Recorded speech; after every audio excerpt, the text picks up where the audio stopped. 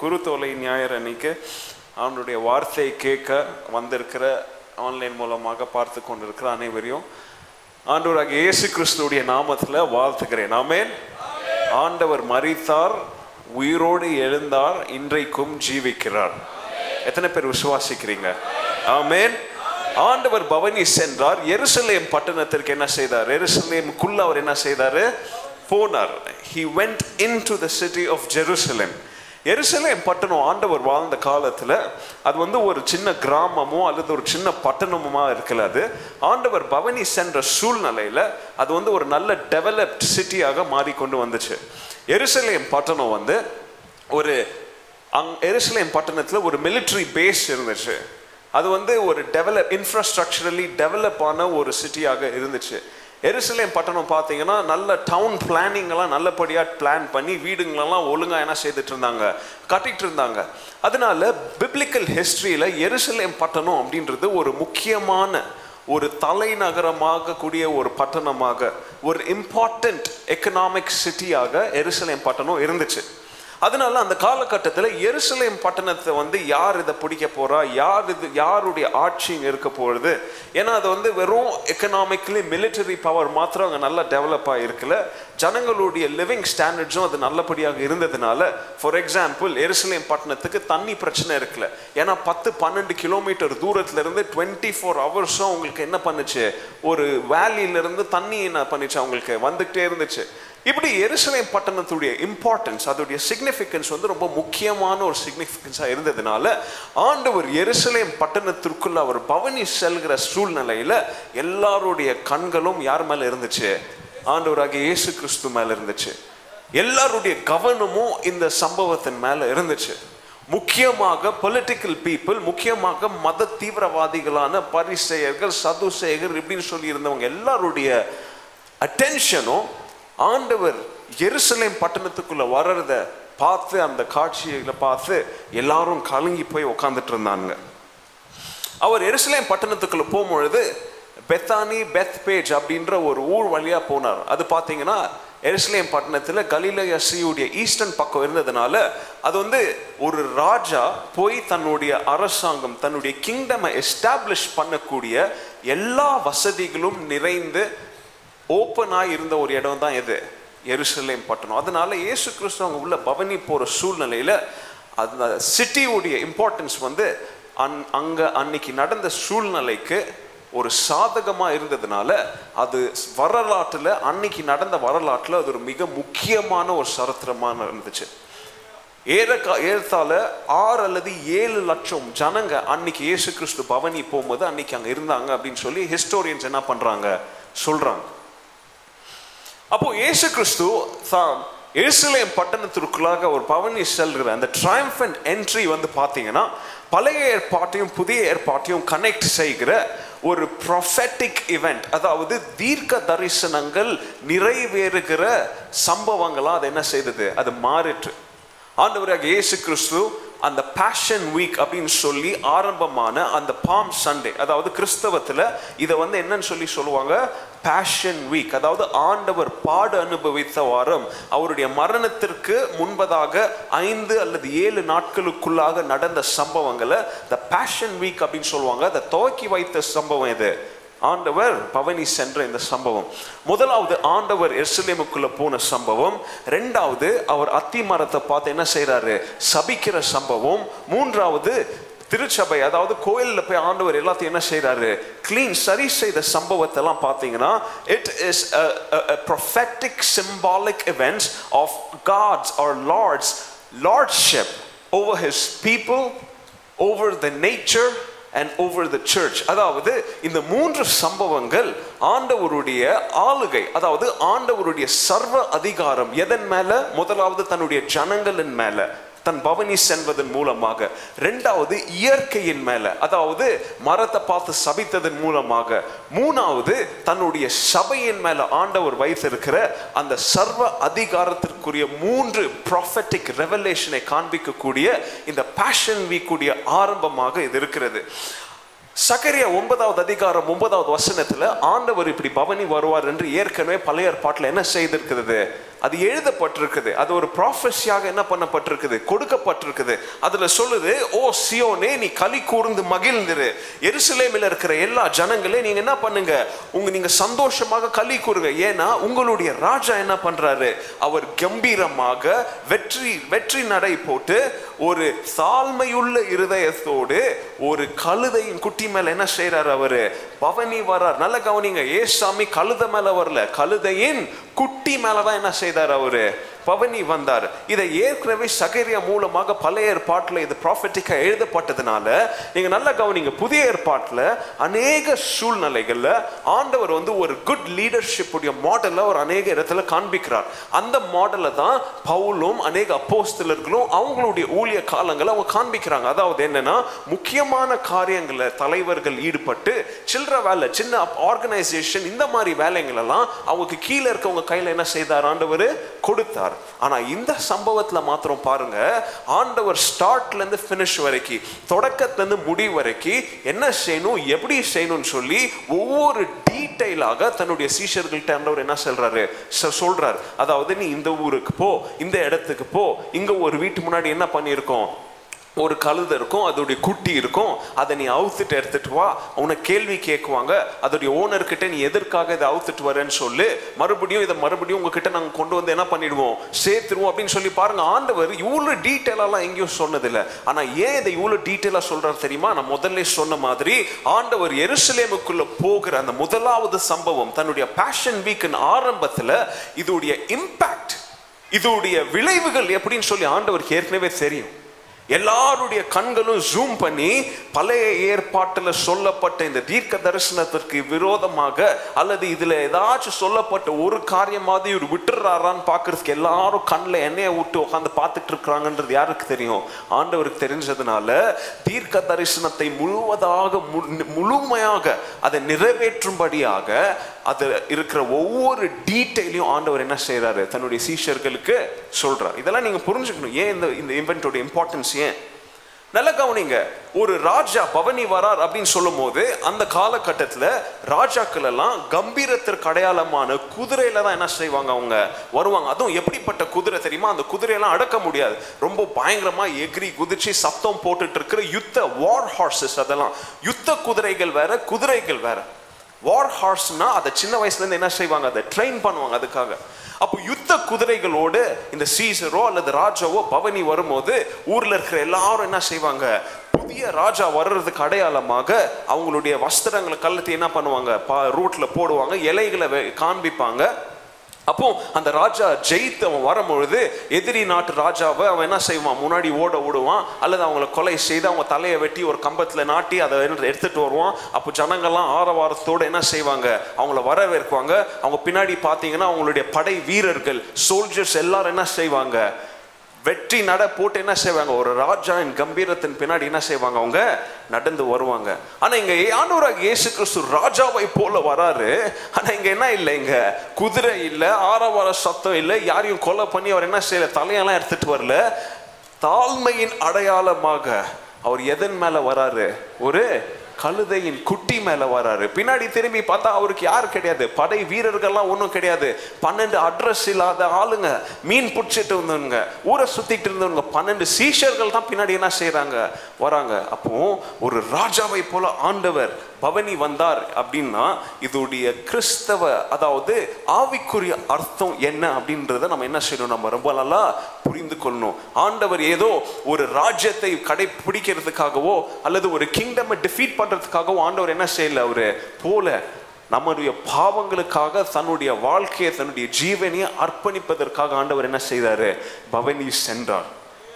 கவனிங்க, அவர் பவனி செல்ற போது எல்லாரும் என்ன செய்யறாங்க, ஓசனா ஓசனான்னு சொல்லி என்ன பண்றாங்க, கத்துறாங்க, பாடுறாங்க. பாஸ்டர் உங்களுக்கு ஏற்கனவே அநேக தடவை இதை போதித்து இருக்கிறார். ஓசனா அப்படின்றது பிற்காலங்கள்ல தான் blessed is the one who he comes, அதாவது வருகிறவர் ஆசீர்வதிக்கப்பட்டவர் அப்படின்ற அர்த்தத்தினால பிற்காலங்களில் தான் ஓசனாக்கு அப்படி ஒரு அர்த்தம் வந்துச்சே தவிர பழைய ஏற்பாட்டில் இதோடைய உண்மையான அர்த்தம் என்னன்னா, அதாவது அநேக அல்லல் சங்கீதங்கள்ல எழுதப்பட்ட வண்ணமாக ஓசனாக்கு உண்மையான அர்த்தம் என்ன தெரியுமா, எங்களை காப்பாத்துங்க ராஜாவே. பாருங்க, அன்னைக்கு ஆண்டவரை பார்த்து ஓசனா ஓசனான்னு பாடுறாங்க.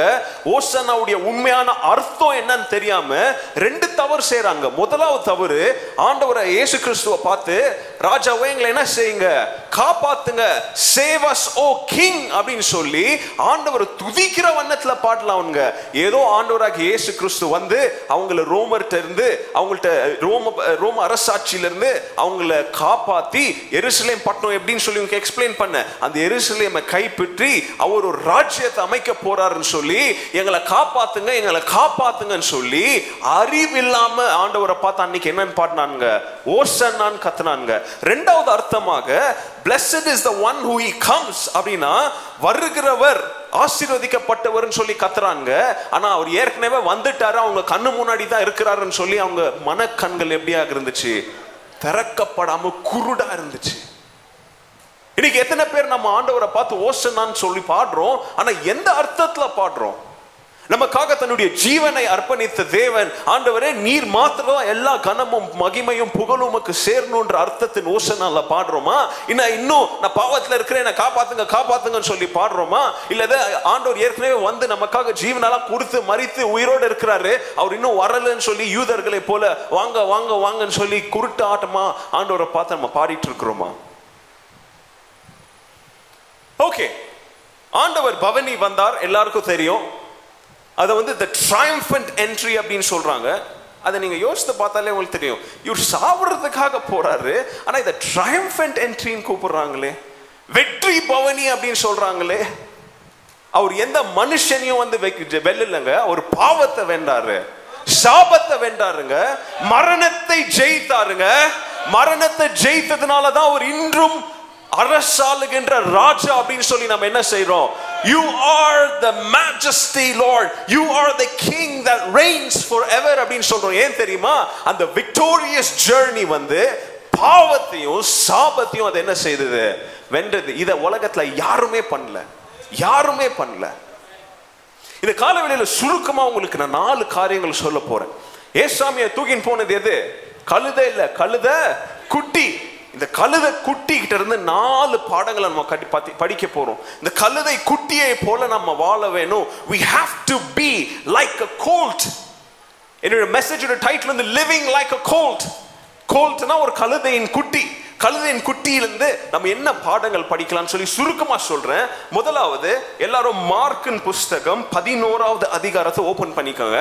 சகரியா 9:9 ஆண்டவர் இப்படி வருவாருன்னு சொல்லி அவரை குறித்து சொல்லப்பட்டிருந்த அந்த தீர்க்கதரிசன வசனத்தை ரொம்ப டீட்டெயிலா எழுதுறது யாருன்னு பாத்தீங்கன்னா மத்தேயு. மற்றவங்க எல்லாம் வந்து வெறும் ஒரு கழுதை குட்டின்னு சொல்லி அவங்க பொதுவாக எழுதுறாங்க. ஆனா மத்தேயுல நீங்க படிக்கும் போது தான் ஒரு எல்லா டீட்டெயில்டா எழுதுறாரு. இங்க மார்க் பாருங்க, 11வது அதிகாரத்துல முதல் 6 வசனங்கள்ல ஆண்டவர் அவங்களுக்கு கொடுத்த அந்த இன்ஸ்ட்ரக்ஷன்ஸ் பத்தி சொல்லுது. நீங்க போங்க, நீங்க போய் இந்த மாதிரி கழுதை இருக்கும், அது குட்டி இருக்கும், அதை கொண்டு வாங்க அப்படின்னு சொல்லி ஆண்டவர் கொடுக்கிற அந்த இன்ஸ்ட்ரக்ஷன்ஸை முதல் 6 வசனங்கள்ல பாக்குறோம். இங்க ஆண்டவருக்கு அங்க தேவைப்பட்டதான ஒரு காரியத்தை குறித்து அவர் என்ன பண்றாரு சொல்றார். முதலாவது, ஆண்டவருடைய அந்த ரிடெம்ஷன் பிளான்ல, ஆண்டவருடைய அந்த மாபெரும் உலகத்தை சேவ் பண்ணக்கூடிய அந்த திட்டத்துல அவருக்கு தேவைப்பட்ட முதலாவது காரியம் ஒரு கழுதையின் குட்டி. ஆனா யோசித்து பாருங்க, உலகத்தையே சிருஷ்டித்த ஆண்டவர், சர்வத்தையும் தன்னுடைய ஆளுகை கீழே வைத்திருக்கிற ஆண்டவர், அவருக்கு தேவை அப்படின்னு சொல்லி ஒண்ணுமே கிடையாது. எல்லாத்தையும் அவர் தான் என்ன செய்தாரு, சிருஷ்டித்தார். ஆனா பாருங்க, ஆண்டவருக்கு அன்னைக்கு முதலாவது தேவைப்பட்டதான ஒரு காரியம் எது? ஒரு கழுதையின் குட்டி. இந்த காலவேளையில முதலாவது, God had a need and that need on that day was a colt. இன்னைக்கு ஆண்டவருக்கு ஒரு தேவை இருக்குதுங்க. இந்த காலகட்டத்தில் ஆண்டவருக்கு கழுதை தேவையில்லை, ஆண்டவருக்கு கழுதையின் குட்டி தேவையில்லை, ஆண்டவருக்கு மாப்படும் பிரம்மாண்டமான ஆலயங்கள் கட்டடங்கள் தேவையில்லை. ஆண்டவருக்கு அவருக்கு யுத்தம் செய்யக்கூடிய ஒரு சேனை, அதாவது அவன் உலகத்துல இருக்கிறவன் ஒரு ரவுடி கூட்டத்தை வைத்த மாதிரி இன்னைக்கு அநேக கிறிஸ்தவ திருச்சபைகள்ல அவனுங்க ஒரு குரூப்பை ஃபார்ம் பண்ணி என்னது அடிதடி ரவுடி. ஆண்டவர் இதை கேட்கலங்க. ஆண்டவர் வந்து நீ எனக்காக கிறிஸ்தவனா மாறி கடைசி வரைக்கும் நீ ஒரு பொருத்தனை காணிக்க பண்ணி வருஷம் இவ்வளவு லட்சம் இவ்வளவு கோடி ரூபாய் தரணும்னு சொல்லி வேற மதங்கள்ல அவங்க கேட்கிற மாதிரி ஆண்டவருக்கு இந்த காலவேளையில் எந்த ஒரு தேவையும் இல்லை. ஆண்டவருக்கு இந்த காலவேளையில் இருக்கிற ஒரே தேவை என்ன தெரியுமா? நீங்களும் நானும் தாங்க ஆண்டவருக்கு தேவை. You and I are needed by God, for God. ஆண்டவருக்கு he had a need that day. ஆனா இன்னைக்கு ஆண்டவர் he doesn't need a colt anymore. ஆண்டவர் ஏற்கனவே அந்த கழுதை குட்டி மேலெல்லாம் ஏறி அவர் செய்ய வேண்டிய அனைத்தையும் அவர் என்ன பண்ணிட்டாரு? பிதாவின் சித்தத்தின் திட்டத்தின் பிரகாரம் செய்து முடித்ததுனால இன்னைக்கு ஆண்டவருக்கு இப்படிப்பட்டதான தேவையில்ல. அவருக்கு தேவையான ஒரே காரியம் நீங்களும் நானும் தான் ஆண்டவருக்கு தேவை. உங்களுடைய இருதயத்தின் அர்ப்பணிப்பும் என்னுடைய இருதயத்தின் அர்ப்பணிப்பு தான் ஆண்டவருக்கு தேவை. உங்களுடைய நேரமும் என்னுடைய நேரமும் தான் ஆண்டவருக்கு தேவை. He needs our undivided attention. ஆண்டவருக்கு he doesn't need our part-time commitment. He needs our full-time commitment. He needs our whole-hearted commitment. ஆண்டவருக்கு கொஞ்சோண்டு இருதயத்துல ஆண்டவரே இந்த லெந்து நாட்கள்ல மாத்திரம் நான் சபைக்கு வரேன் அல்லது கிறிஸ்துமஸ் நேரத்துல மாத்திரம் என்னுடைய நேரத்தை கொடுக்கிறேன்லாம் ஆண்டவருக்கு தேவையில்லைங்க. ஆண்டவருக்கு தேவையான ஒரே காரியம் உங்களுடைய முழுமையான அர்ப்பணிப்பு. எத்தனை பேர் அப்படி அர்ப்பணிப்பு ஆயத்தமா இருக்கிறீங்க? எபேசியர் 2வது அதிகாரம் 10வது வசனத்துல எழுதுறாங்க, we are God's masterpieces. ஆண்டவருடைய மிக விலையேற பெற்ற மிக சிறந்த சிருஷ்டிப்பு நாம. சங்கீதக்காரன் சொல்ற மாதிரி ஆண்டவர் நம்மள ஏனோ தானோலாம் என்ன செய்யல, அவரு சிருஷ்டிக்கல. ஆண்டவர் நம்மள ஜெராக்ஸ் காப்பி எடுக்கிற மாதிரி என்ன பண்ணல, ஸ்கேன் காப்பி எல்லாம் எடுக்கலங்க. ஆண்டவர் நம்மள என்ன செய்திருக்கிறாரு? மாஸ்டர் பீஸாக, முதன்மையாக, ஒரிஜினல் பீஸாக தன்னுடைய சாயல் ஆண்டவர் நம்மள என்ன செய்திருக்கிறாரு?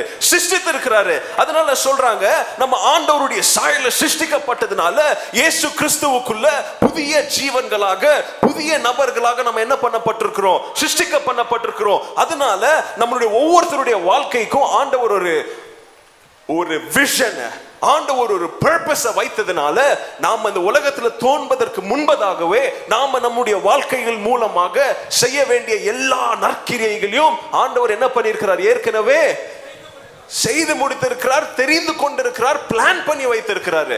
He needs you. அப்போ ஆண்டவருடைய திட்டம், ஆண்டவருடைய சித்தம் நம்முடைய வாழ்க்கையில நடைபெறணும் அப்படின்னா முதலாவது யாருடைய கையில நம்ம சிக்கணும்? ஆண்டவருடைய கையில சிக்கணும். 1 பேதுரு 4வது அதிகாரம் 10வது வசனம் 11வது வசனம் சொல்லுது, திருச்சபையில ஆண்டவர் ஒவ்வொருத்தருக்கும் என்ன கொடுத்திருக்கிறாரு? ஒரு கிஃப்ட கொடுத்திருக்கிறாரு, ஒரு பரிசை கொடுத்திருக்கிறாரு. உனக்கு ஆவிக்குரிய வாழ்க்கையில மற்றவங்களை ஊக்குவிக்கும்படியாக, மற்றவங்களுடைய வாழ்க்கையை எழுப்பி கட்டும்படியாக உன்னுடைய வார்த்தைகள் மூலமாக, உன்னுடைய என்கரேஜிங் வேர்ட்ஸ் மூலமாக நீ இன்னொருத்தர் சூம்பி போயிருக்கிற ஒருத்தருடைய வாழ்க்கையை நீ நேராக மாற்றும்படியாக நீ ஒரு நல்ல பேச்சு திறமை உள்ளவனா ஆண்டவருக்காக நீ என்ன பண்ண, அதை செய்ய. சபையில நீ மியூசிக் டேலண்ட் இருக்கா? ஆண்டவருக்காக வாசி. வேற யாருக்காக வாசிக்காத. பாட டேலண்ட் இருக்கா? ஆண்டவருக்காக பாடு. இங்க பாடுறதுக்கு யாரும் இல்லைன்னா அந்த பாடாத. சபையில போய் விசிட் பண்றதுக்கு ஒரு ஊழியத்துக்கு உனக்கு ஒரு வாஞ்சை இருக்கா? நீ அதுக்காக செய்ய.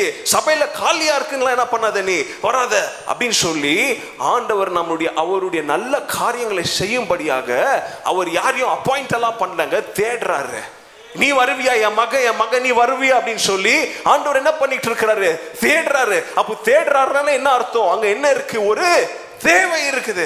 ஆண்டவருக்கு அன்னைக்கு ஒரு கழுதை குட்டியின் தேவைப்பட்டது மாதிரி இந்த காலவேளையில தன்னுடைய ஊழியத்தை கட்டும்படியாக, தன்னுடைய சுவிசேஷ பண்ணி உலகம் எங்கும் பரவி போகணும் அப்படின்னு சொல்லி, திருச்சபைகள் கட்டப்படணும் அப்படின்னு சொல்லி, திருச்சபைகளுக்குள்ள புதுசாக வர தன்னுடைய பிள்ளைகள் ஆவிக்குரிய வாழ்க்கையில சீஷத்துவம் வளரும்படியாக அவர்களுக்கு நல்ல godly model, godfathers, godmothers தேவைப்படணும் அப்படின்னு சொல்லி இன்னைக்கு ஆவிக்குரிய வாழ்க்கையில ஜனங்க வீழ்ந்து போயிருக்கிறாங்க. அவங்க மறுபடியும் எழுப்பி நிற்கணும் அப்படின்னு சொல்லி ஆண்டவர் திருச்சபையில கிறிஸ்தவ வாழ்க்கையை அநேகர் என்ன செய்துட்டு இருக்கிறாரு? தேடிட்டு இருக்கிறாங்க. There is a need for you. உங்களுக்காக ஒரு தேவை இருக்குது. யாருக்கிட்ட அந்த தேவை வருது? ஆண்டவர் தேடிட்டு இருக்கிறார். எத்தனை பேர் உங்களை அர்ப்பணிப்பீங்க? ஆண்டவர் நம்மள வேற எதுக்காகவும் செலக்ட் பண்ணிருக்காரு. எதற்காக? எபிரேயர் 13வது அதிகாரம் 15வது வசனம் சொல்லுது, நாம நம்முடைய வாழ்க்கையின் முழுவதும் ஒவ்வொரு நாளும் ஒரு கண்டினியூஸ் சாக்ரிஃபைஸ் ஆக, அதாவது நம்மளே நாம அர்ப்பணிக்கிற ஒரு தகன பலியாக ஒவ்வொரு நாளும் கிறிஸ்துவின் சமூகத்திற்கு முன்பதாக நம்மளுடைய துதியின் மூலமாக, நம்முடைய ஆராதனையின் மூலமாக நம்மளையே, அதாவது இங்கிலீஷ்ல சொல்லுவாங்க pledge your allegiance அப்படின்னுவாங்க. allegiance என்ன தெரியுமா? என்னுடைய முழுமையான ட்ரஸ்ட், என்னுடைய முழுமையான நம்பிக்கை, என்னுடைய முழுமையான லாயல்டி. இந்தியன் பிளாக் முன்னாடி நின்னு சல்யூட் அடிச்சனா இந்த உலகத்துல வேற எந்த நாட்டுக்கும் நான் என்னுடைய லாயல்டி என்ன பண்ண மாட்டேன், நான் கொடுக்க மாட்டேன். என்னுடைய தாய் நாடாகிய இந்தியாவுக்கு மாத்திரம் தான் என்னுடைய முழுமையான அர்ப்பணிப்புன்னு சொல்லி நீங்க அடிக்கிற சல்யூட் பின்னாடி இருக்குதே ஒரு அர்த்தம். ஆண்டவர் சொல்றாரு, நீ எனக்கு மாத்திரம் உன்னுடைய அலிஜென்ஸை பிளட்ஜ் பண்ணுவியா? உன்னுடைய வாழ்க்கையின் முழுமையான லாயல்டி, அதாவது உலகத்துக்கு பாதி ஆண்டவருக்கு பாதின்லாம் இல்லாம, ஆண்டவரே முழுமையாக 100% என்னுடைய வாழ்க்கையின் முழுமையான நம்பிக்கை சமர்ப்பணம் எல்லாம் யாருக்கு தான்? உங்களுக்கு தான் ஆண்டவரே அப்படின்னு சொல்லி உங்களால கொடுக்க முடியுமா? அப்படி நீங்க கொடுக்கணும்னு சொல்லி ஆண்டவர் விரும்புறதுனால தேடுறாருங்க. எத்தனை பேர் வருவீங்க? Point number 1, you are needed. இந்த காலவெளியில ஆண்டவர் உங்களை பார்த்து, சபையை பார்த்து ஆண்டவர் சொல்லுகிற செய்தி, நீ எனக்கு தேவை. ஒரு காலத்துல நீ நான் தேவைப்படும் போது நீ வந்த, ஆனா நீ கொஞ்ச நாள்ல பின்வாங்கி ஓடி போயிட்ட. ஆனா இப்பவும் அதே தேவை இருக்குப்பா. ஆண்டவருடைய ராஜ்யத்துல உனக்குன்னு ஒரு இடம் இருக்கு, எல்லாருக்கும் ஒரு இடம் இருக்கு, ஒவ்வொருத்தருக்கும் ஒரு இடம் இருக்கு. உங்க இடத்துல நீ எப்போ வருவ அப்படின்னு சொல்லி ஆண்டவர் சபையை பார்த்து இந்த காலவெளியில கேட்கிறாரு. There is a need. நல்லா கவனிச்சுக்கோங்க. உங்க பேரை சொல்லி நீங்க சொல்லிக்கோங்க. ஜிம் ஆகிய நான், என்ன யார் தேடுறா? ஏசாமி தேடுறாரு. சேவியரான என்ன யார் கூப்பிடுறா? ஏசாமி கூப்பிடுறான்னு சொல்லி ஒவ்வொருத்தரும் உங்க பேரை போட்டுக்கோங்க. அன்னைக்கு கழுத குட்டியை கூப்பிட்டாரு, கழுத குட்டி வந்துச்சு. இந்த காலவெளியில எத்தனை பேர் ஏசாமி கூப்பிட்டு அவர் சத்தத்தை கேட்டு வர ஆயத்தமா இருக்கிறீங்க? ரெண்டாவது காரியம் 7வது வசனத்துல சொல்றாங்க, ஏசாமி சொன்ன மாதிரி அவங்க போய் என்ன பண்றாங்க, அந்த கழுத கட்டியெல்லாம் கூட்டிட்டு வந்த உடனே நான் சொன்ன மாதிரி அந்த கழுத குட்டி மேல ஏசாமி உட்காந்து போறதுக்கு எல்லாம் வழியெல்லாம் என்ன போட்டாங்க, துணி அது இதெல்லாம் போட்டாங்க. கழுத குட்டியை கூட்டு வந்து சும்மா ஏசாமி கிட்ட விட்டு அவர் கழுத்துல ஒரு கயிறை கட்டி இது இழுத்துன்னு போடலாம் சொல்ல. ஏசாமியுடைய திட்டத்தின் பிரகாரம் கழுத குட்டி வந்துச்சு. கழுத குட்டி மேல ஏறி யார் உட்காந்தா? ஏசப்பா உட்கார்ந்தாரு. ஆண்டவராகிய இயேசு கிறிஸ்துவை தூக்கிக்கிட்டு போகும்படியாக தன்னையே அர்ப்பணித்த ஒரு பிராணி எது? கழுதையின் குட்டி. அன்னைக்கு கழுதையின் குட்டி ஏசாமியை தூக்கின்னு போச்சு. இன்னைக்கு ஏசாமியை தூக்குற கழுதை குட்டி யாரு? நீங்களும் நானும் தான். ரெண்டாவது காரியம், ரெண்டாவது lesson we have to learn from the colt is that we have to carry Jesus. இது ஒரு ரெண்டாவது வாரம், இது ஒரு மிஷனரி வாரமா இருக்கிறதுனால இது ரொம்ப அழகா அது உட்கார்ந்து. இதுல இயேசு சுவாமியை தூக்கிட்டு போகிற கழுத குட்டிகளா நாம மாற வேண்டும். ஆண்டவர் சொல்றாரு, எனக்காக வாழணும் நீ முடிவெடுத்து வந்த பிறகு என்ன நீ உன் மேல ஏத்தாம நீ அங்கே நின்னா என்ன பிரயோஜனம்? அநேகர் கிறிஸ்தவ வாழ்க்கையில வருவாங்க, ஆண்டவர் சர்ச்சுக்கெல்லாம் வருவாங்க, எல்லாத்துலயும் ஈடுபடுவாங்க. ஆனா ஒரு முக்கியமான ஏதாச்சும் ஒரு சம்பவத்துல ஞானஸ்தானமா இது மாத்திரம் வேண்டாம்.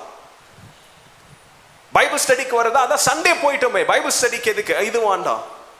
ஹவுஸ் விசிட்டிங்கா, நான் சர்ச்சுக்கெல்லாம் வருவான், எங்க வீட்டுக்கெல்லாம் வானா பிரதர் வராதீங்க. நீ ஏசாமி கூப்பிட்டாருன்னு வந்துட்ட, தேவை இருக்குதுன்னு கேட்டு வந்துட்ட. ஆனா வந்துட்டு ஏசாமி மேல உட்கார வைக்க விடாம ஏசாமி பக்கத்துல நின்னுக்கிறாரு, நீ சைட்ல நிக்கிற.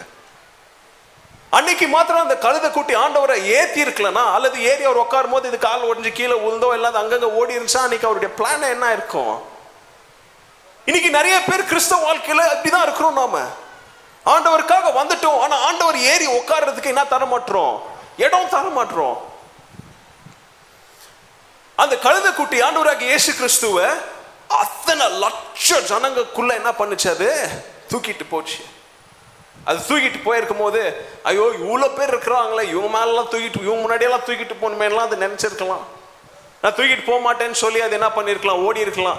ஐயோ எங்க அம்மா கூட கட்டி வச்சிருந்தாங்க, இழுத்துன்னு வந்துட்டாங்களேன்னு சொல்லி திருப்பி அவங்க அம்மா கிட்ட ஓட என்ன பண்ணிருக்கலாம்? பிளான் போட்டிருக்கலாம். ஆனா அந்த கழுது குட்டி அப்பெல்லாம் ஒன்றும் பண்ணல. ஆண்டவராகிய இயேசு கிறிஸ்து அதன் மேல ஏறி உட்கார்ந்த உடனே அத்தனை லட்சம் ஜனங்க இருந்தாங்க, அவங்க மத்தியில யாரை தூக்கிக்கிட்டு போச்சு? ராஜாதி ராஜாவாகிய இயேசு அதை என்ன பண்ணுச்சு? தூக்கிக்கிட்டு போச்சுங்க. இந்த காலைவெளியில எத்தனை பேர் நாம இயேசு கிறிஸ்துவை தூக்கிக்கிட்டு போறோம்? நம்முடைய வேலை இடத்துல, நம்ம வாழ்கிற இடத்துல, நம்முடைய வீட்டார் மத்தியில, நம்முடைய கம்யூனிட்டி மத்தியில, நம்முடைய நண்பர்கள் சமுதாயத்துல எத்தனை பேர் ஏசாமியா மேல உட்கார வச்சு நம்ம தூக்கிட்டு போயிட்டு இருக்கிறோம்? எத்தனை பேர் நீங்க கிறிஸ்தவங்கள் அப்படின்னு சொல்லி சொல்றதுக்கு உங்களுக்கு தைரியம், கார்லர் தூக்கி காமிக்க தைரியம் இருக்கு எத்தனை பேருக்கு? அல்லது எத்தனை பேர் இன்னும் நீங்க பழைய பேரை, இந்து பேரை அது இதுன்னு சொல்லி வச்சுக்கிட்டு நீங்க இன்னும் கிறிஸ்தவன் அப்படின்னு காமிக்காமலே எத்தனை பேர் இருட்டான வாழ்க்கையில எலி பொந்துல போய் ஒளிஞ்சிட்டு இருக்கிற மாதிரி ஞாயிற்றுக்கிழமை மாத்திரம் சர்ச்சைக்கு வந்துட்டு மண்டேல இருந்து சாட்டர்டே வரைக்கும் எத்தனை பேர் நீங்க இன்னும் மாய்மால கிறிஸ்தவ வாழ்க்கை வாழ்றீங்கன்னு சொல்லி ஆண்டவர் இந்த வார்த்தையின் மூலமாக கேட்கிறாருங்க. என்ன தூக்கிட்டு போறதுக்கு உனக்கு தைரியம் இருக்கா? ராகி எழுத மரல ஏன் அடி தெரியுமாங்க? இயேசு சாமி பேரை சொல்லி கூட்டினதுனால தானே அடியாங்க. அவங்க ஏசாமி பேர் சொல்லாம நாங்க சமுதாயத்துல எல்லாம் சேர்ந்து கூப்பிடுறோம், எல்லாம் ஒன்னா சேர்ந்து என்ன பண்ணலாம், பாடலாம், ஆடலாம், நல்ல டைம் இருக்கு அப்படின்னு சொல்லி வந்திருந்தாங்கன்னா அடி வாங்கி இருக்க மாட்டாங்க. ஏசாமியை தூக்கி அவங்க ஊருல போனதுனால தான் அடி வாங்குறாங்க. ஆரோக்கியால மரல இங்க ஆண்டவர் பார்த்து கேட்கிறாரு, ஒரு கழுதையின் குட்டியை நான் இன்னைக்கு தூக்கிட்டு போய் உலகத்தின் ரட்சிப்புக்கு அது ஒரு பிளான்ல அது ஒரு சின்ன பாகத்தை அது ப்ளே பண்ணுச்சு. இந்த உலகத்தின் ரட்சிப்புக்கு உலகம் எங்கும் போய் சுவிசேஷத்தை என்ன சொல்லுங்க, அறிவிங்க அப்படின்னு சொல்லி மத்தேயு 28:19 20 மார்க் 16:15 ஆண்டவர் நமக்கு சொன்ன மாதிரி, நீங்க எத்தனை பேர் இந்த உலகத்தின் ரட்சிப்புக்காக ஆண்டவருடைய இரண்டாம் வருகை சீக்கிரம் வரணும் அப்படின்னு சொல்லி அதுக்கு தாமதம் இல்லாதபடி நீங்க எத்தனை பேர் ஆண்டவராகிய இயேசு கிறிஸ்துவை உங்க வாழ்க்கையில, உங்க இருதயத்துல, உங்க கழுத்து மேல, உங்க முதுகு மேல தூக்கிட்டு நடக்கிறீங்க?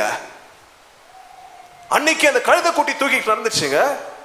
ஆண்டவர் இந்த காலவெளியில அம்மா பார்த்து கேட்கிறாரு, நான் உன் மேல ஏறிக்கிறேன், நான் உன் மேல ஏறிக்கிறேன், நீ என்ன பவனி பண்றதுக்கு உனக்கு ஆசையா இருக்குதா? நான் உன் மேல ஏறிக்கிறேன், என்ன நீ ஊர் ஊரா கூட்டின்னு போய் சுத்துறதுக்கு உனக்கு ஆசையா இருக்குதா? நீ போற இடத்துல நான் ஏசாப்பா பிள்ளை, ஆண்டவருடைய பிள்ளைன்னு சொல்லி உனக்கு தைரியம் இருக்குதா?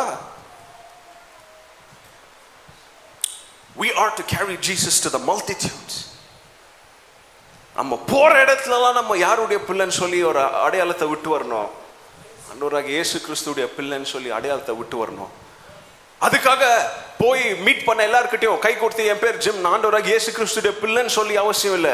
நீங்க பேசுற வார்த்தைங்க, நீங்க டீல் பண்ற விதம், நீங்க உபயோகிக்கிற வார்த்தைங்க, நீங்க அவங்கள பார்க்கிற பார்வைகள்லேயே அவனுக்கு தெரிஞ்சிடும், இவன் நம்மளும் வித்தியாசம் சேம் இல்லப்பா, இவன் ஏனோ வித்தியாசம் இருக்குன்னு அவனே கேட்குவான். என்ன பிரதர் கிறிஸ்டினா நீங்க அண்ணுவான். ஏசாமி எத்தனை பேர் நீங்க தூக்க ஆயத்தமா இருக்கிறீங்க? அல்லது எத்தனை பேர் ஏசாமியை தூக்க வைக்கப்பட்டு இந்த மிஷனரி வாரத்தில் உட்கார்ந்து மிஷனரி காணிக்க போட்டீங்களே தவிர மிஷனரிகளுக்காக ஜெபம் பண்றது அல்லது இதுல எப்படியாச்சும் நானாச்சும் என்னதை உபயோகப்பட முடியுமா அப்படின்னு சொல்லி மிஷனரி பணிக்காக எத்தனை பேருடைய இருதயம் துடிக்குது? இன்னைக்கு பாஸ்டர் அனௌன்ஸ்மெண்ட் பண்ணாரு, ஒரே ஒருத்தர் இந்த ஆயிரக்கணக்கான ஜனங்க இருக்கிற இந்த அகாப்பே சபையில ஒரே ஒருத்தர் தான்ப்பா போன் பண்ணி கேட்டாரு. அவருக்கு துடிக்கிற அந்த மிஷனரி பாரம் உங்களுக்கு துடிக்கலையா? ஆண்டவரை தூக்கிறதுக்கு உங்களுக்கு தைரியம் இல்லையா? ஆண்டவரை தூக்கி பவானி பண்றதுக்கு உங்களுக்கு இஷ்டம் இல்லையா? ஏன் வெக்கப்படுறீங்களா? ஆண்டவர் கேட்கிறாரு, என்ன தூக்க உனக்கு ஆயத்தமா இருக்குதா? சிலுவையை தூக்குற, ஓகே, நான் உன் மேல ஏறி உட்காந்து பவானி பண்ண நான் ஆயத்தமா இருக்கிறேன், நீ என்ன தூக்க ஆயத்தமா இருக்கிறியா கேட்கிறார் ஆண்டவர். மூணாவது காரியம், அதே 7வது வசனத்துல ஆண்டவர் அதன் மேல ஏறி பவனி சென்றாருன்னு படிக்கிறோம். ஆனா நான் சொன்ன மாதிரி எங்கேயும் அந்த கழுதை குட்டி பிரச்சனை பண்றதோ, முரண்டு பிடிக்கிறதோ, அழுவுறதோ, இப்படி எல்லாம் எங்கேயுமே இல்லை. அப்படி இருந்துச்சுன்னா எழுதியிருப்பாங்க. அந்த கழுதை குட்டி என்ன பண்ணுச்சு தெரியுமா? ஆண்டவராகிய இயேசு கிறிஸ்து தன் மேல தன்னுடைய முதுகு மேல உட்கார்ந்து உலக ரட்சகர் போறதுக்கு நான் ஒரு காரணமா இருக்கிறேனே, நான் ஒரு வேகலா இருக்கிறேனே, நான் ஆண்டவர் என்ன போய் இதுல என்ன பண்ணிருக்கிறாரு, தேர்ந்தெடுத்திருக்காரு. ஒரு குதிரையை கூப்பிட்டு இருக்கலாம் ஆண்டவர், ஒரு நாயை கூப்பிட்டு இருக்கலாம் ஆண்டவர். இப்படி எல்லாம் அதுக்கு என்னென்ன யோசனைகள் வந்திருக்கலாம். இல்ல பக்கத்துல நல்ல புஷ்டியாக மெச்சூராய் நிக்கிற எங்க அம்மாவை கூப்பிட்டு இருக்கலாம். ஆனா ஆண்டவர் யாரைத்தான் தேர்ந்தெடுத்தாரு? என்ன தேர்ந்தெடுத்தாருன்னு சொல்லி புழுதியிலையும் பாவத்திலையும் சாக்கடையிலையும் விழுந்திருந்த நம்மள ஆண்டவர் தேர்ந்தெடுத்து அவருடைய ரத்தத்தினால கல்வி இந்த காலவேளையில உட்கார்ந்து வைத்திருக்கிறாரு. எத்தனை பேர் நன்றி உள்ள இருதயத்தோட இங்க உட்கார்ந்து இருக்கிறீங்க? அன்னைக்கு அந்த கழுதை குட்டி அந்த நன்றி உள்ள இருதயத்தோட அது என்ன பண்ணுச்சு தெரியுமா? ஏசாமிய முதுகுல மாத்தல ஏத்தலங்க, அவருடைய முழுமையான கட்டுப்பாட்டுக்கு கீழ்ப்பட்டுச்சு. It gave full control to the master. It surrendered itself completely to Jesus Christ. மூணாவது பாடம், you have to be under the control of Jesus Christ. எப்படி அந்த கழுதை குட்டி இயேசு கிறிஸ்துவுடைய கண்ட்ரோல்ல இருந்துச்சோ, கிறிஸ்தவ வாழ்க்கையில முதல்ல ஏசாமிக்கு எனக்கு ஒரு தேவை இருக்குதுன்னு வந்துடுறோம். ரெண்டாவது ஏசாமியை கூட கஷ்டப்பட்ட, ஐயோ இவங்க பண்ற பிரசங்கெல்லாம் தாங்க முடியலப்பா, சரி எப்படியோ ஏசாமியை ஏத்திக்கலாம்னு சொல்லி முதுகுல ஏத்திக்கிறீங்க. மூணாவது முக்கியமான காரியம், முதுகுல ஏறி உட்கார்றவர் தான் டிரைவர், அவர் தான் ஓட்டணும். கழுதை அது போற போக்கு போல. ஏசாமி எங்க போனாரோ அது ஏசாமியுடைய பின்னாடி தான் போச்சாரு. அவருடைய கண்ட்ரோல்ல அது என்ன பண்ணுச்சு, போச்சு. அங்க பாருங்க, ரொம்ப முக்கியமான ஒரு வார்த்தை இங்கிலீஷ்ல எழுதி இருக்கு, அன்புரோக்கன் கோல்ட். அதாவது இது வரைக்கும் யாருமே ஓட்டாத ஒரு, எழுதியிருக்க தமிழ்ல அப்படி, யாருமே உபயோகப்படுத்தாத ஒரு கழுதை குட்டி ஆண்டவர் என்ன பண்ணாரு, தேடினார். இதோடைய சிக்னிபிகன்ஸ் என்ன? அன்புரோக்கன் அப்படின்னா என்ன தெரியுமா? ஒரு கழுதையோ ஒரு குதிரையோ புரோக்கன் அப்படின்னா அதை யாரோ பிடிச்சிட்டு போய் ட்ரெயின் பண்ணி அதுக்கு அடி அடி நடிச்சு மூக்குல இதை விட்டு அதை ட்ரெயின் பண்ணி நீ இப்படிதான் உட்காரணும், இங்க வயிற்றுல அடிச்சா ஃப்ரண்ட்ல போகணும், காதை பூச்சி இழுத்தா ஸ்டாப் பண்ணி இப்படின்னு ட்ரெயின் பண்றாங்க பாருங்க. இதுதான் புரோக்கன். அந்த குதிரை என்ன ஆயிடுச்சு? பிரேக் ஆயிடுச்சுன்னு அர்த்தம். அப்போனா இப்போ நீங்க போறீங்களா பார்க்கு அங்க இங்க எல்லாம் போறீங்க, குதிரை ரவுண்டெல்லாம் கூட்டு போ, அதுதான் புரோக்கன் குதிரை. ஏன்னா ஏற்கனவே ட்ரெயின் பண்ண பட்டாயிடுச்சு. அன்புரோக்கன் என்ன தெரியுமா? புதுசு, பிராண்ட் நியூ. அம்மா கிட்ட இருந்து பிறந்தது, இன்னும் அதை யாரும் என்ன செய்யல, ட்ரெயின் பண்ணல. ஆண்டவர் தேடுறாரு பாருங்க.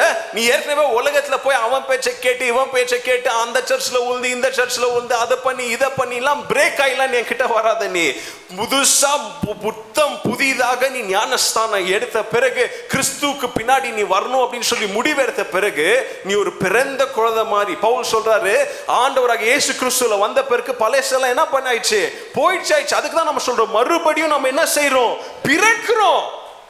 God is looking to break you. ஆண்டவர் உங்களை அவர்கிட்ட கொண்டு வந்து அவர் உங்க வாழ்க்கைக்கு தலைவனா ஏறி அவர் உங்க முதுகுல உட்கார்ந்து பவனி செஞ்சு அவர் உங்களை ட்ரெயின் பண்ணணும்னு சொல்லி விரும்புறாருங்க. அவர் உங்களை உடைக்கணும்னு சொல்லி விரும்புறாருங்க.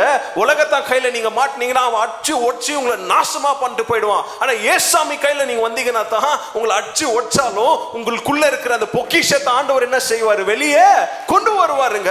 God wants to break you today. ஆனா இன்னைக்கு நிறைய பேர் நம்முடைய சுய சித்தத்தினால, நான் போன வாரம் சொன்ன மாதிரி, ஆண்டவர் மேல ஏறி உட்கார்ந்தாலும் ஆண்டவர் நம்முடைய வாழ்க்கையில அவர் உடைக்க விரும்புகிற அநேக சூழ்நிலைகள் அநேக காரியங்களை நம்ம என்ன செய்யறோம், ஆண்டவரால உடைக்க விடாதபடி இருக்கிறோம்.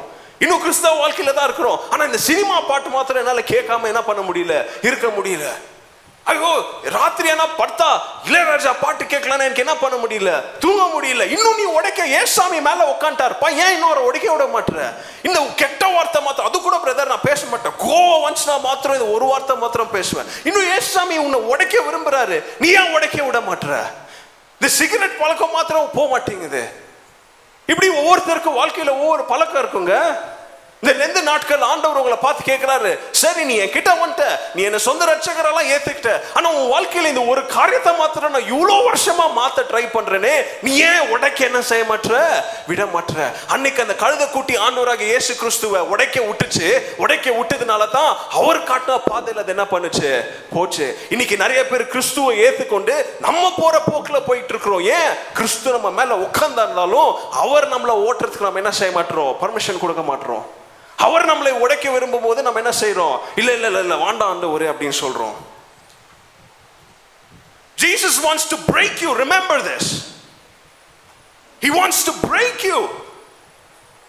இல்ல பிரதர் நான் ஏற்கனவே ஒன்று போயிட்டு தான் இருக்கிறேன், நான் அங்க இங்கெல்லாம் போய் மனுஷன் ஒன்று போய் எல்லாம் பீஸ் பீஸா தான் இருக்கிறேன். அப்போ உன்னை பார்த்து சொல்றாரு, உடைஞ்சு போன இருதயத்தை மறுபடியும் கட்ட நான் என்ன பண்றேன், நான் விரும்புறேன்ப்பா.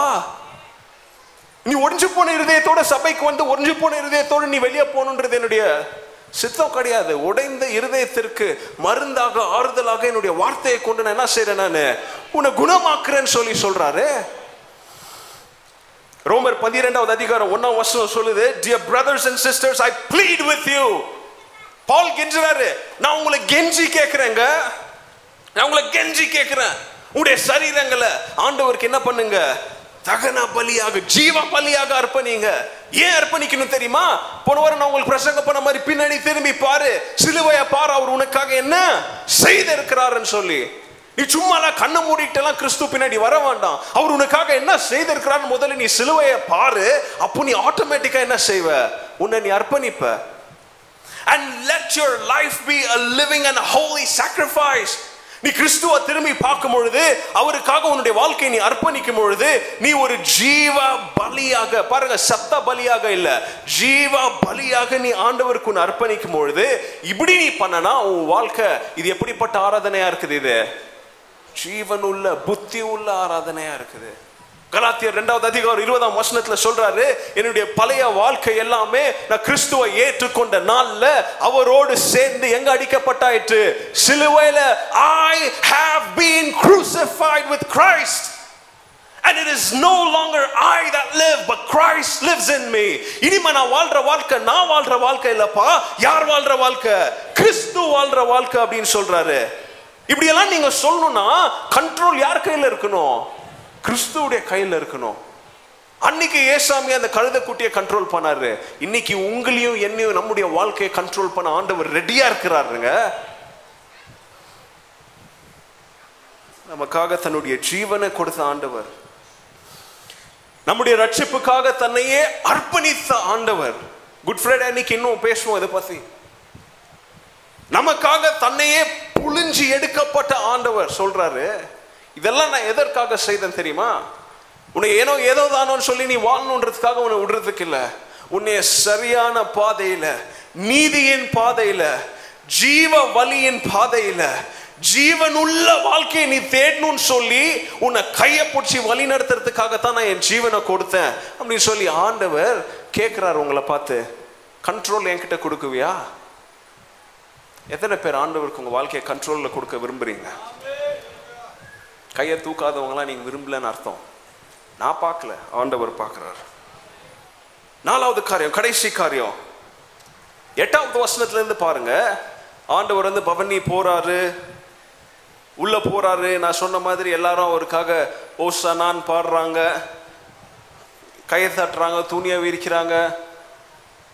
நான் முதல்ல உங்களுக்கு சொன்ன மாதிரி ஆண்டவரை எதுக்கு துதிக்கணும், எதுக்கு பாடுறோம்னு அறிவில்லாத ஜனங்க பண்ணதுனாலதான் இன்னொரு 5 நாள் 4 நாள் கழிச்சு என்ன பண்ணானுங்க, சிலுவையில் அடிங்கன்னு சொல்லி என்ன பண்ணானுங்க, கத்துனானுங்க. ஓசானான் கத்துனா வாயி, சிலுவையில் அடின்னு சொல்லி ஒரு 4 நாள் விட்டு என்ன பண்ணானுங்க, கத்துனானுங்க. ஓகே, அதெல்லாம் நடக்குது. ஆனா முக்கியமா பாருங்க, யார் அங்க துதிக்கப்பட்டா, யாருடைய நாமம் உயர்த்தப்பட்டுச்சு? இயேசு கிறிஸ்துடைய. Jesus was the center of the procession. அந்த ஊர்வலத்துல நடுவுல மையத்துல இருந்தது யாரு? ஆண்டவராகிய இயேசு கிறிஸ்து. அந்த ப்ரொசெஷன்ல எங்கேயுமே கழுதையுடைய பேர் அதுக்கப்புறம் என்ன பண்ணல, சொல்லல, எழுதப்படல. கழுதை பாருங்க, ஆண்டவராகிய இயேசு கிறிஸ்துவை தூக்கிக்கிட்டு போகுது. ஆனா தூக்கிட்டு போறதோட அதோடைய வேலை முடியுதே தவிர எல்லா கனமும் மகிமையும் துதியும் பாடலும் கைத்தட்டும் விசிலும் யாருக்கு மாத்திரம் தான் போகுது? ஆண்டவராகிய இயேசு கிறிஸ்துவுக்கு மாத்திரம் தான் போகுது. 4வது பாடம், கழுதை குட்டி எப்படி தன்னை லைம் லைட்ல இருந்து தூக்கி வெளியே வைத்து தான் தூக்கிட்டு போறவர் தான் உயர்த்தப்படணும்னு சொல்லி, தான் குறையணும் அது ஆண்டவர் உயரணும்னு சொல்லி எப்படி தன் வாழ்க்கையை அதை அர்ப்பணிச்சதோ, இந்த காலவேளையில் நம்முடைய அர்ப்பணிப்பு எப்படியா இருக்கணும் தெரியுமா? Who should get the glory? God should get the glory. I should be forgotten and God should be remembered. என்ன யாரும் நினைக்க வேணாம்பா, நான் ஒரு பெரிய ஆள் கிடையாது, நான் ஆண்டவருக்காக ஏதோ ஊழியம் செய்து 50 வருஷம் 60 வருஷம் செஞ்சேன், அதுக்கப்புறம் உலகத்துல என் பேரை மறந்துட்டோம், என்னெல்லாம் ஒரு புகழ் பெற்ற ஒரு ஊழியக்காரன், என்னெல்லாம் ஒரு புகழ் பெற்ற ஆளு, இவர் இத்தனை கோடி ஜனங்கள் ஆண்டவருக்கு கொண்டு வந்தாருன்னு பேசுறதெல்லாம் முக்கியம் கிடையாது. அப்படியே நாட்கள் போக போக போக என் பேரை எல்லாரும் மறந்துடணும், யார் பேரை மாத்திரம் எல்லாரும் ஞாபகம் வைக்கணும்?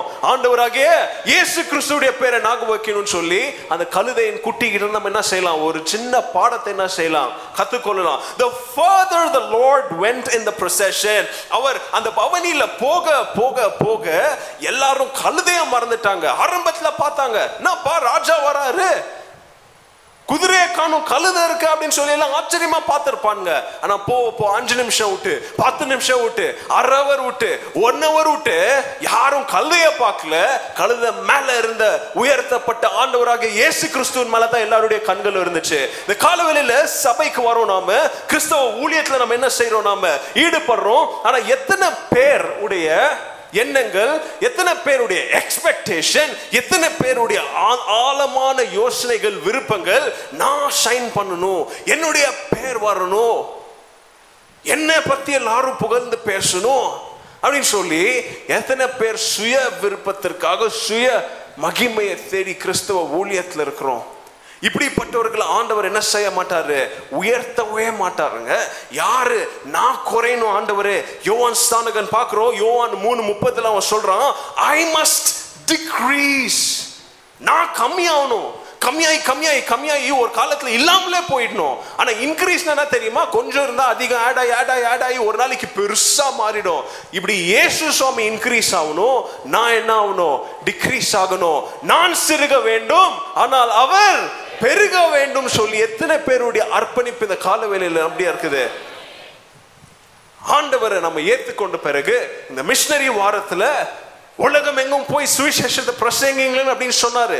அன்னைக்கு ஆண்டவர் எருசலேம் அழிந்து போக போற ஜனங்களை பார்த்து உங்களுக்காக நான் வந்திருக்கிறேன் அப்படின்னு சொல்லி ஒரு கழுத குட்டி மேல ஒரு பவனி சென்றாருங்க. இந்த காலவெளியில 2019 வருஷம் பாம் சண்டே இன்னைக்கு ஆண்டவர் சொல்றாரு, இன்னைக்கும் நான் பவனி வர சூழ்நிலையில தான் இருக்கிறேன். ஏன்னா உன்னுடைய வாழ்க்கை என்னும் இருதயத்துல நான் பவனி வர எத்தனை பேர் இடத்தை விட ஆயத்தமா இருக்கிறீங்க? நீ துவன்று போயிருக்கிற, அதாவது சாச்சுரேட் ஆயிருக்கிற உன்னுடைய கிறிஸ்தவ வாழ்க்கை என்னும் அந்த செத்து போயிருக்கிற வாழ்க்கையில நான் ஜீவனை கொடுக்க பவனி நான் வர ஆயத்தமா இருக்கிறேன். எத்தனை பேர் எனக்கு இடம் கொடுப்பீங்கன்னு சொல்லி ஆண்டவர் கேட்டுட்டு இருக்கிறாரு. உங்களுக்கு ஏற்கனவே நான் இதை சொல்லியிருக்கிறேன், மறுபடியும் உங்களுக்கு ஞாபகப்படுத்துறேன். அந்த கழுதையுடைய குட்டியின் வாழ்க்கையை கொஞ்சம் யோசிச்சு பாருங்க. அதோடைய வாழ்க்கையில சூப்பரான டே, மார்வலஸ் டே அதுதான். அதாவது திடீர்னு ஒரு நாள் ஒருத்தர் வீட்டில் உட்காந்துருந்தா எல்லா கதவை தொட்டி, நீ தான் பார்த்த சூப்பர் ஸ்டார்னு கூப்பிட்டு போய் அவனை படத்தில் நடிக்க வச்சு கையில் 5 கோடி கொடுத்து ஒரே நாளில் அவனை பெரிய ஆள் ஆக்கிட்டாங்க. அப்படி அவனும் நாசல் எல்லாருக்கும் நீங்கள் முழிக்கிறத பார்த்தா அப்படி தான் தெரியுது. அப்படி இந்த வாழ்க்கை, இந்த கழுதை குட்டியுடைய வாழ்க்கை ஏதோ அம்மா கூட எங்கேயோ காட்டலாங்கன்னு கட்டி போட்டிருந்தாங்க. ஒரே நாள் 5 நிமிஷம்ல வாழ்க்கையை மாறிடுச்சு. உலக ரட்சகர் என்ன பண்ணிட்டாரு, மேலே ஏறி உக்காந்துட்டாரு. உடனே அடுத்த நாள் அந்த கழுதை என்ன பண்ணிச்சான், அம்மா கிட்ட சொல்லிச்சான், இதெல்லாம் நடக்கல, சும்மா சொல்கிறேன், நான் கொஞ்சம் ஊரில் போயிட்டு வரேம்மா அப்படின்னு சொல்லிச்சான். அவங்க அம்மா சொன்னா சரி பார்த்து போயிட்டு வா அப்படின்னாங்களாம். உடனே ஊருக்குள்ள வந்துச்சான். எப்படி வந்துச்சான், தைரியமாக வந்துச்சான், தலையெல்லாம் மேலே. இப்போ கழுதைன்றதை மறந்துடுச்சு, இப்போ குதிரை நினைப்பு வந்துடுச்சு. இப்போ ஏன்னா பார்க்க ஆல்மோஸ்ட் சிமிலர் அப்படி தான் இருக்குது. காதெல்லாம் மேலே ஏறிடுச்சு பயங்கரமாக, மேலே இருக்கிற முடியெல்லாம் ஏறிடுச்சு, வாலெல்லாம் ஸ்ட்ரெயிட் ஆயிடுச்சு. நடக்கிறது எப்படி குதிரை மாதிரி நடந்து ஊருள்ள வருது. ஊரில் வந்தோடனே ஃபஸ்ட்டு பார்க்குறது தூரத்தில் ஒரு கிணத்துக்கிட்ட கொஞ்சம் பொம்பளைங்களாம் நின்று என்ன பண்ணிக்கிறாங்க, தண்ணி பிடிச்சிருக்கிறாங்க. தைரியமாக அவங்க கிட்ட போகுது. நான் நினைப்பில் போகுது, நேற்று எப்படி போனேன் நான், இவங்கெல்லாம் எப்படி என்னை கும்பிட்டாங்க, எப்படி எனக்கு பாட்டு பாடினாங்க, எப்படி ட்ரெஸ் எல்லாம் எனக்காக போட்டாங்க, எப்படி இலைங்களெல்லாம் ஆட்டினாங்க. தைரியமாக கனவு காண்டு என்ன பண்ணுது போகுது.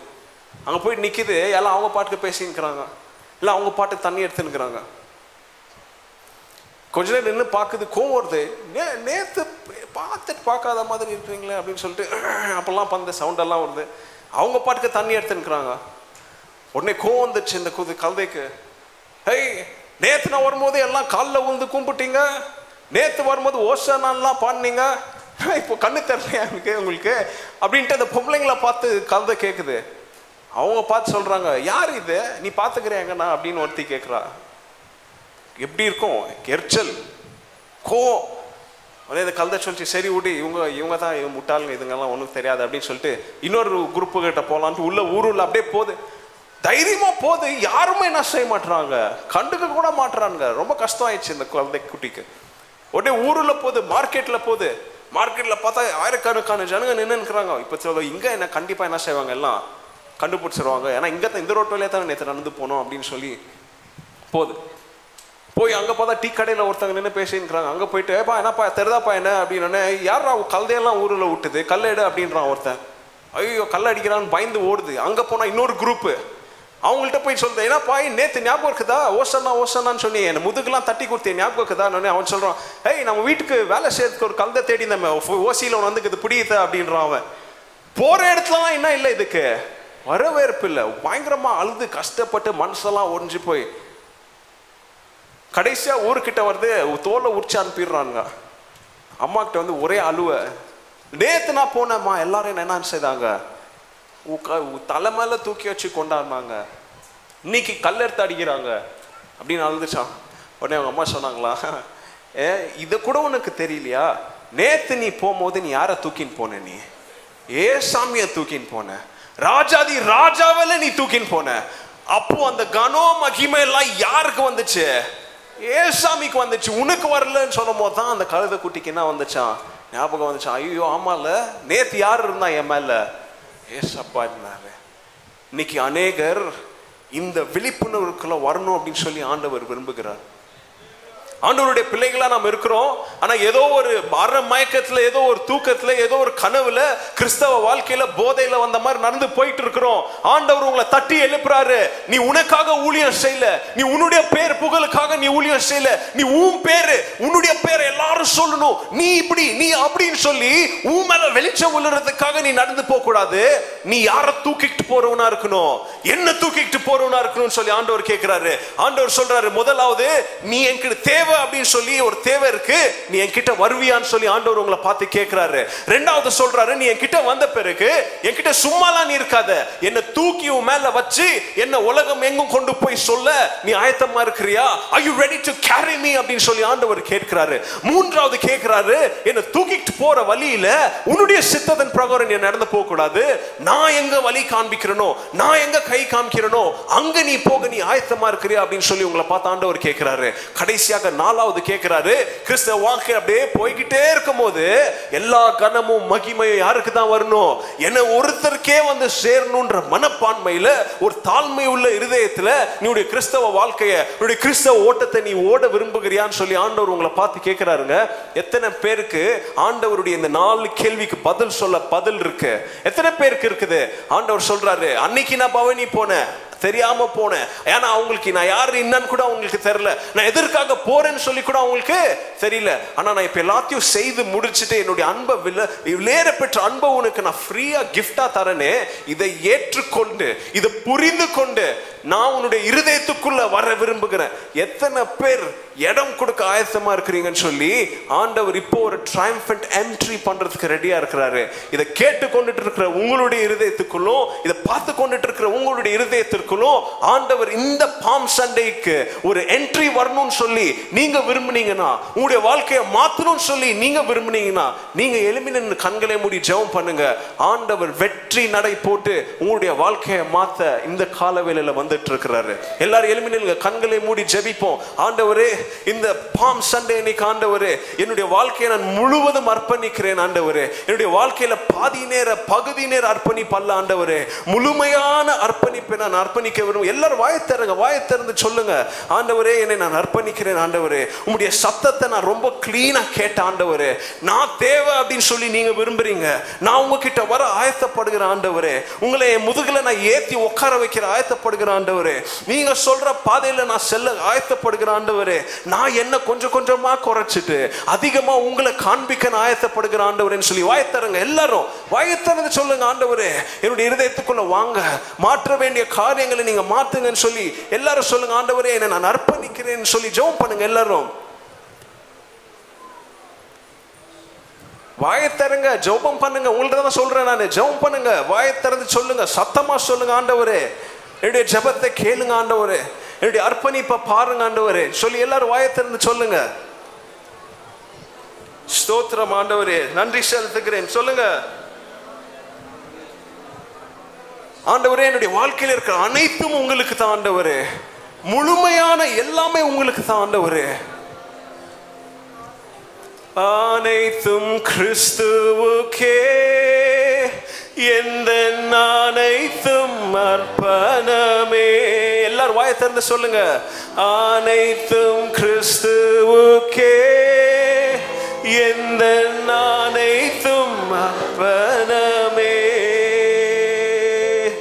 என் முழு தன்மைகள் ஆவல்களும் அனைத்தும் கிறிஸ்துவுக்கே, என் முழு தன்மைகள் ஆவல்.